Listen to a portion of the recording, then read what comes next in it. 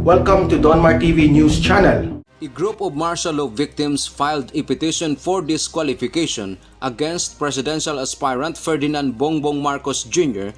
at COMELEC this morning. Attorney Howard Calleja, legal counsel for the petitioner, said it was a straightforward case seeking to disqualify former Senator Marcos from running for the 2022 national election.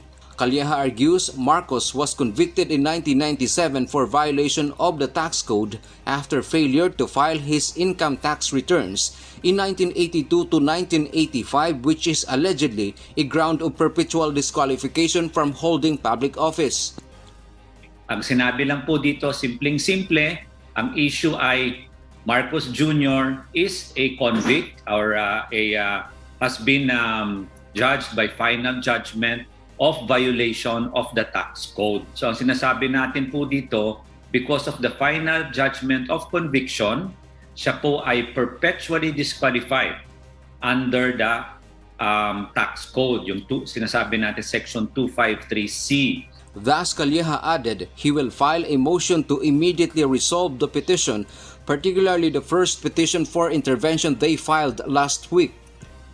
Para mabilisan yung pagdesisyon, especially in the first case, tomorrow I will file a motion for speedy trial or to decide the case immediately for the first case para mabilisan. Kasi I think 20-something pa yung next hearing. So I'm hoping that I can push or seek the remedy of fast decision from the court. Meanwhile, UNTV News asked for a reaction from Marcos's camp through his spokesperson Attorney Vic Rodriguez over the issue, but they have yet to respond. Senator Ramon Bong Revilla Jr. offered his current post as chairman of the Lakas CMD to vice presidential aspirant Mayor Sara Duterte Carpio. According to Mayor Sara, she is honored to accept the post and she is looking forward to waging a successful campaign for BBM Sara tandem. Meanwhile, President Rodrigo Duterte endorses the tandem of Senator Christopher Bongo and her daughter Mayor Duterte Carpio during a meeting with lawmakers in Malacanang Tuesday night. Diwa Party List Representative Michael Aglipay, who was present during the dinner meeting, said there are around 95 members from the House of Representatives that were present when they heard the pronouncement of President Duterte. Si Pangulo ay mabilis lang nagsalita nang in-endorse Bongo Sara Duterte tandem. Pero never na minention na yung Senate run niya. Ang nag-mention nun si Senator Bongo at saka si Speaker and the rest. Also present in the meeting is House Speaker Lord Alan Velasco, who expressed support to Senator Go. We are all here to show our support to Senator Bongo. To you, Mr. President. Aglipay said leaders of 6 political blocs in the lower house support the Go Duterte tandem. Lahat ng attend doon is for the Bongo Sara tandem. The lawmaker said he spotted a Lakas CMD congressman in the meeting but refused to name the Solon. Apparently, House Majority Leader and Lakas CMD President Martin Romualdez is not present in the meeting. Presidential aspirant Ferdinand Bongbong Marcos Jr. on Tuesday night also already announced that Lakas CMD and his party Partido Federal ng Pilipinas have agreed to push a unified ticket in the 2022 elections with Mayor Sara as running mate. Ako po'y nananawagan sa mga supporters ni Mayor PRRD at sa mga kaalyado po natin na supporters din ni Bongbong Marcos na supporters din po ni Mayor Sara Duterte na inshallah nawala talaga ako dun sa kababayan natin na sinaktan sa siyempre may epekto sa akin yan eh. Kasi siyempre Muslim ako, tapos nasa Muslim country, may ganyang balita. Shocking yan. Shocking po yan sa akin. Sana ho makapag-report kayo agad. Ngayon, dun ho sa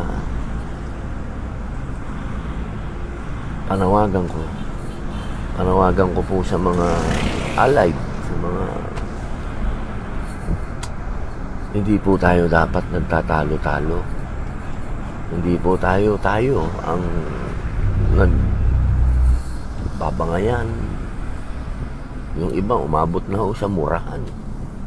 Binabasa ko ho yung mga comments, may nagmumurahan pa. Alam niyo, mga mahal kong kababayan, politika lang po ito. Politika. Hindi po ito dapat pinag-uumpisahan ng awayan ng mga magkakaalyado. Hindi po magandang pagyamanin natin ito sapagkat ang unang-una pong makikinabang dito ay yung kalaban natin. Habang kayo po ay nagbabangayan, nagdiriwang naman po ang mga kalaban natin sa politika. Binibigyan po natin sila ng dahilan para sila'y tayo mismo ang nagbibigay ng moral support.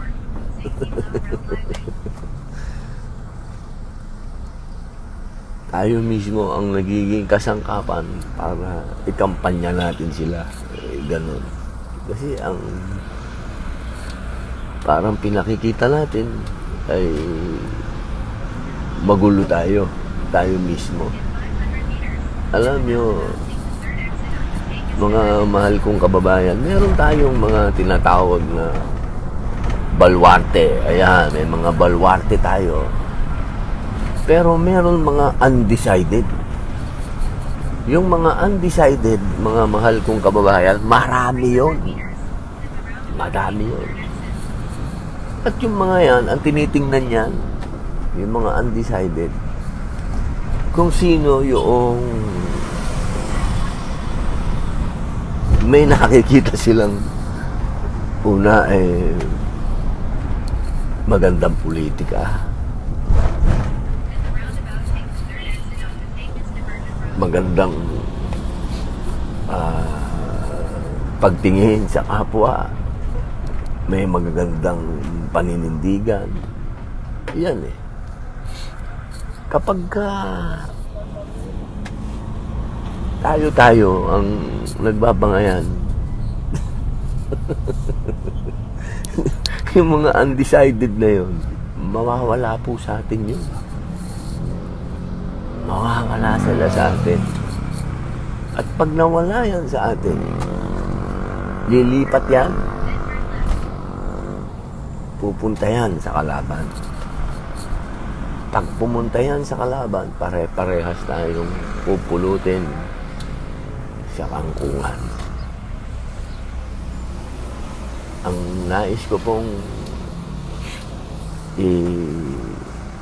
bahagi sa inyo, mga mahal kong kababayan, lalong-lalo na sa mga DDS at sa mga BBM supporters, magkaalyado po tayo. Huwag niyo pong kalimutan yan.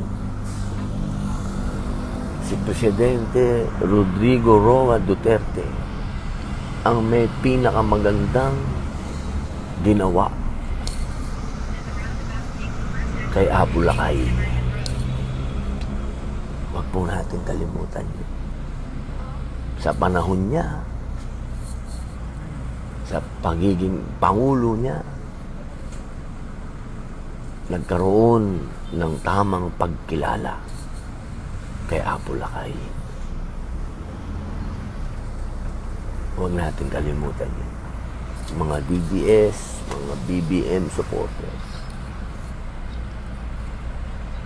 yan ay isang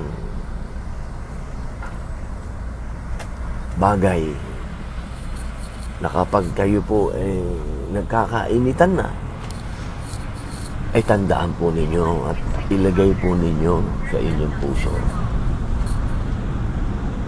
Puso't isipan. Isa lang Pangulo ang nakagawa nun. Isang Pangulo na isinantabi lahat. Lahat ng bulong, lahat ng pakikipag-away ng media sa kanya, lahat na lahatin nyo na kumukontra dyan. Lahat ng may kapangyarihan. Pero nanindigan si Pangulong Duterte. At nung kumakampanya pa lang siya, noong 2016, sinabi niya kapag siya nanalo, maililibing si Apo Lakay sa libingan ng mga bayani. Tinupad niya. Kaya wag po tayong makalimot, mga DDS, mga BBM. At alam ko naman, hindi nakakalimot ang mga Marcos dyan. Kaya nga, ang respeto ni Bongbong kay Pangulong Duterte ay napakataas. Nakita nyo naman, siya pa nagsasabi na isasama niya sa senatorial slate niya ang mahal na Pangulong Duterte. Ganun po. Magbantay din po tayo. Magbantay din po tayo, mga DDS, mga BBM supporters. Magbantay din tayo sa mga kasama nyo. Tingnan din nyo yung kasama nyo. Kasi baka napasok na kayo. Alam nyo, ganyan ang style ng mga tinatawag natin. Alam nyo, sa bilibid, may ganyan eh. Diyan ako natuto sa bilibid niyan. Yung tanim. Tataniman yung pangkat. At yung tanim na yun ang mag-uumpisa ng gulo. Bubulong-bulong yan. Bubulungan yan. Parang kalawang yun. Na maliit na kalawang na magtatanim ng inggit, ng galit, ng gano'n. Naku, mag-iingat po tayo dyan. Hindi po yan nawawala. Meron yan. Tanim po yan ng kalaban. Sa bilibid, tanim ng kalaban na pangkat yun.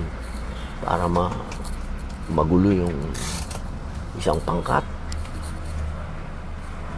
Tataniman ng kalawang, yung mag-uumpisa ng alingas-ngas, ganon din dun sa kabilang pangkat, tataniman hanggang sila yung magpapaumpisa ng away, papaumpisa ng gulo. Kaya ho sa bilibid, yung mga ganyan, pag nahuli, na nalaman na tanim, naku, hindi ho ng parusa ng pangkat dyan.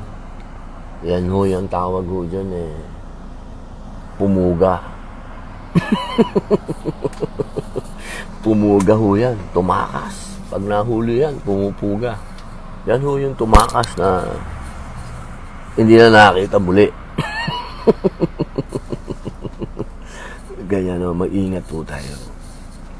May mga ganyan po na tanim na magpapakita po yan ng loyalty, na talagang diehard, talagang palaban para dun sa pero totoo, sa likod nun, hindi po totoo yun. Tinanim lang yan para manggulo. Kaya mga mahal kong DDS at BBM supporters, kung tunay po tayong naniniwala kay Pangulong Duterte at kay BBM, kay Bongbong Marcos, wag po tayong mag-away-away, mag-iwahiwalay at talo po tayo dyan. Tayo po matatalo dyan. Maniwala kayo sa akin. Tayo po dyan. Yung pagka-solid natin, dapat i-maintain natin yun. Panghawakan natin yun.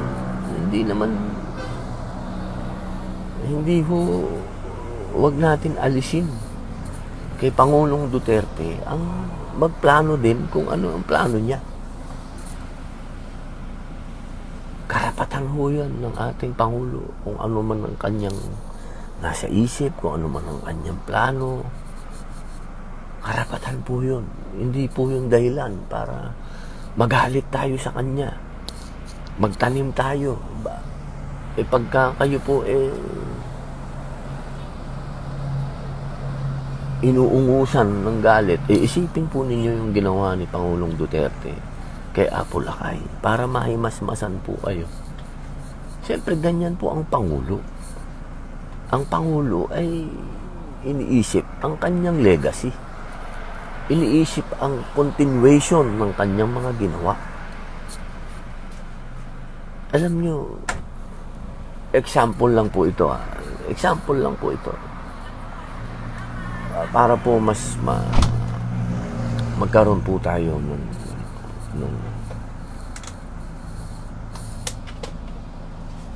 malinaw.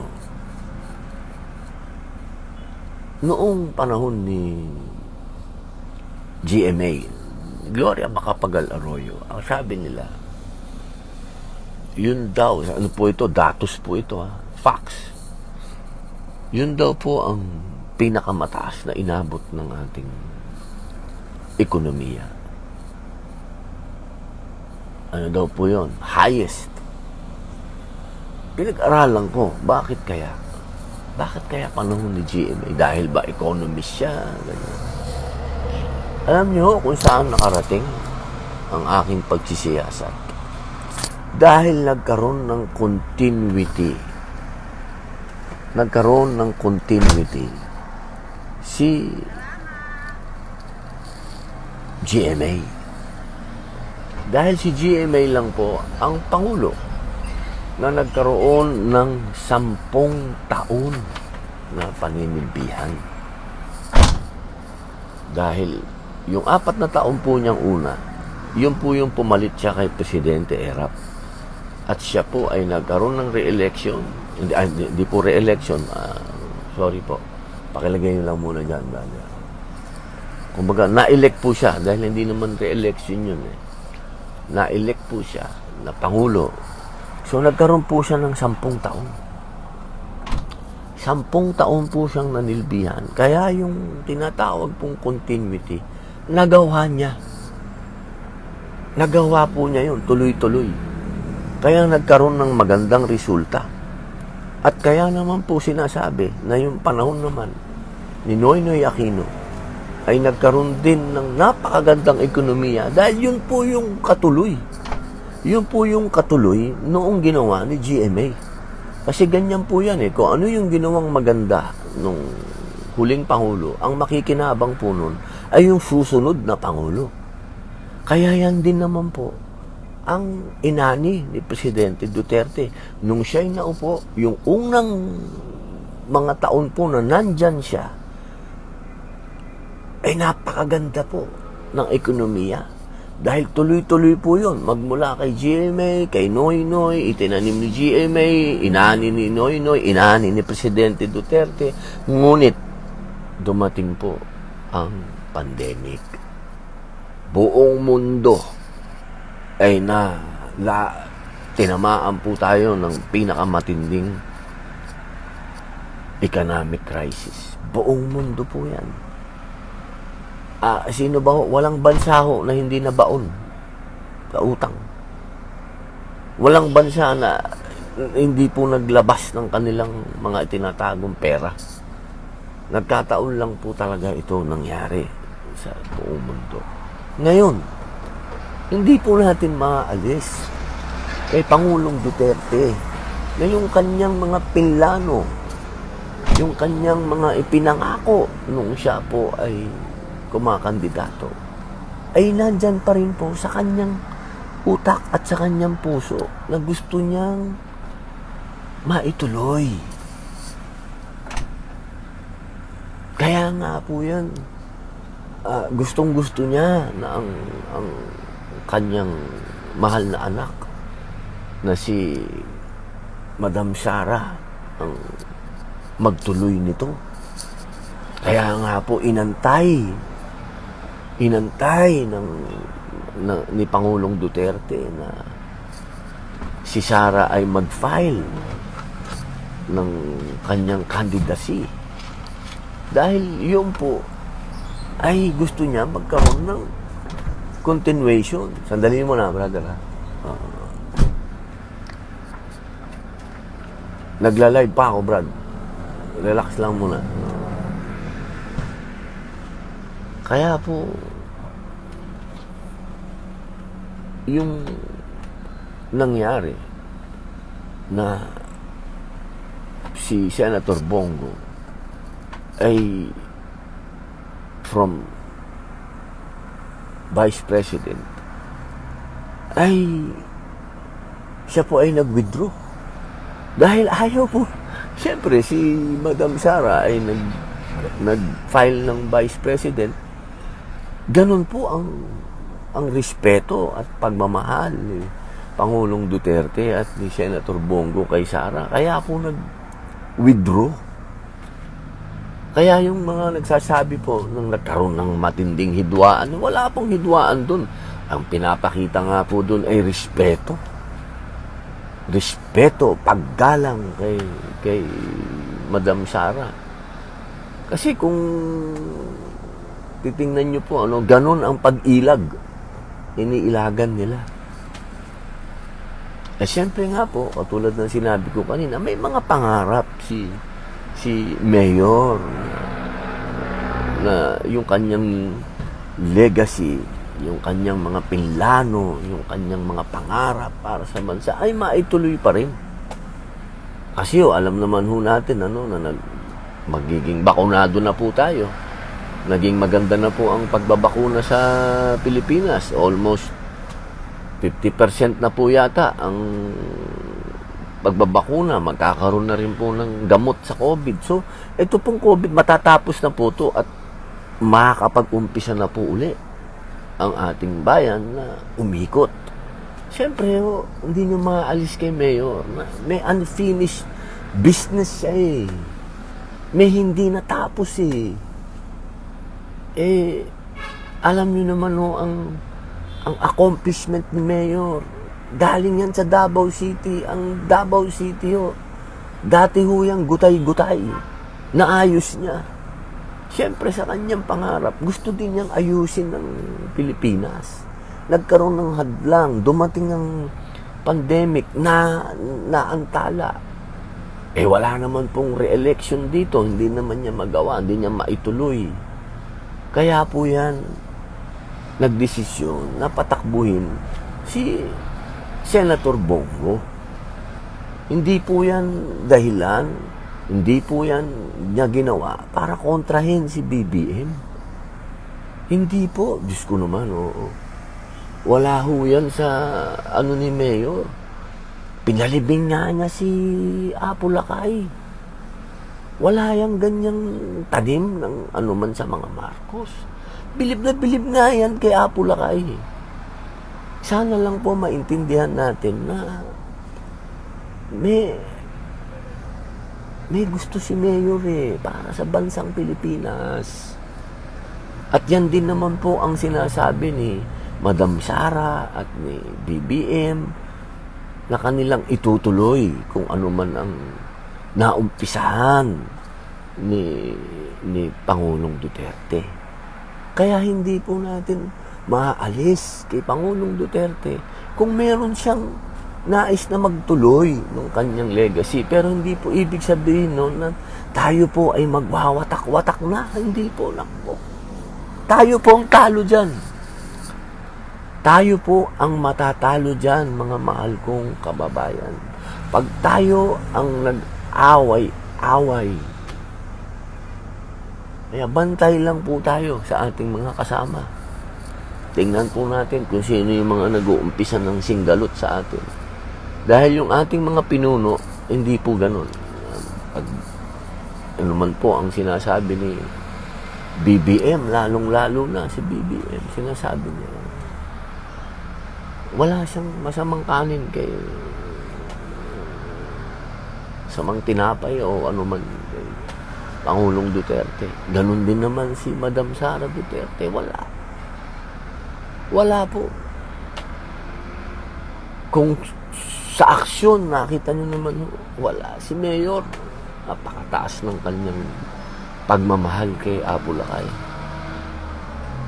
Kaya hindi po dapat to pag-umpisahan ng ating pagkawatak-watak at ang ating pagkatalo. Bantay pa kayo sa mga kasama nyo. Bantayan po natin ang mga kasama natin kung sino yung mga nag-uumpisa ng gulo. Kung sino yung mga nag-uumpisa ng mga tanim po yan. Maniwala kayo sa akin. Tanim yan. Mag-ingat kayo sa mga tanim ng kalaban. Ingat po tayo. Dahil sa usapin po na to, tayo ay magkakaalyado. Wag po natin kalimutan yun. Tinalo po natin ang naghaharing mga nagpapanggap na may muka ng kalayaan. Tinalo na po natin sila. Nagkaroon na po tayo ng 6 na taon ng magandang paghihinga. Nakakahinga na po tayo ng malalim at nakakahinga palabas. Napakasarap po. Huwag po natin hayaan mabawi sa atin ito. Huwag, mga mahal kong kababayan. Tuloy natin to. Meron man tayong sariling mga kandidato, magkakapit-bisig pa rin tayo. Tayo pa rin po ang magkakasama. Pilitin natin na manalo kung sino man yung ating dala-dala. Huwag po tayo magsiraan. Mag-angatan po tayo ng bangko. Para kung ano man po yung mga balwarte natin, balwarte po ninyo, balwarte natin, makuha natin yung undecided. Yung mga undecided, yan po ang ating pangaraping makuha. Madala natin sa atin. Huwag nating hayaan sila ay mapunta sa iba. Huwag. Mga tol, bantay po tayo sa mga tanim sa ating mga grupo. Bantay po tayo. Nandyan na po sila sa atin. Nandyan. Hindi nyo alam, mga katabi nyo na yung tanim na yan. Meron po yan. Sigurado ako. Kung sa kulungan, kung sa bilibid, uso yan, abay lalo na po dito, pasasapas. Uso po ang mga tanim. Kaya, yun po, mga mahal kong kababayan. Maraming salamat po sa inyo.